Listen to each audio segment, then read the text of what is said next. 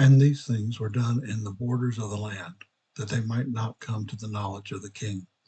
But behold, it came to pass that the king, having discovered a movement among the people, sent his servants to watch them. Therefore, on the day that they were assembling themselves together to hear the word of the Lord, they were discovered unto the king. And now the king said that Alma was stirring up the people to rebellion against him. Therefore he sent his army to destroy them.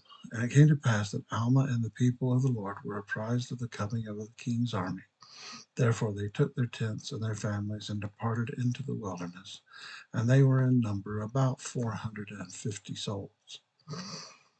Mosiah 19, chapter 19. Gideon seeks to slay King Noah. The Lamanites invade the land. King Noah suffers death by fire. Limhi rules as a tributary monarch, about 145 to 121 BC. And it came to pass that the army of the king returned, having searched in vain for the people of the Lord. And now behold, the forces of the king were small, having been reduced, and there began to be a division among the people, among the remainder of the people. And the lesser part began to breathe out threatenings against the king, and there began to be a great contention among them. And now there was a man among them whose name was Gideon, and he being a strong man and an enemy to the king, therefore he drew his sword and swore in his wrath that he would slay the king. And it came to pass that he fought with the king, and when the king saw that he was about to overpower him, he fled and ran and got upon the tower which was near the temple. And Gideon pursued after him and was about to get upon the tower to slay the king. And the king cast his eyes round about toward the land of Shimon, and behold, the army of the Lamanites were within the borders of the land.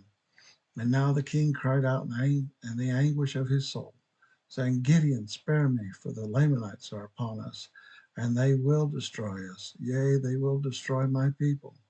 And now the king was not so much concerned about his people as he was about his own life.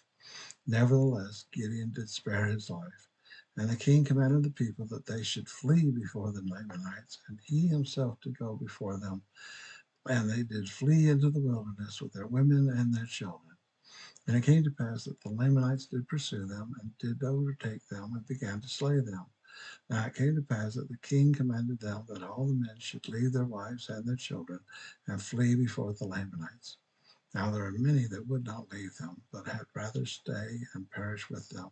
And the rest left their wives and their children and fled. And it came to pass that those who tarried with their wives and their children caused that their fire daughters should stand forth and plead with the Lamanites that they would not slay them. And it came to pass that the Lamanites had compassion on them, for they were charmed with the beauty of their women.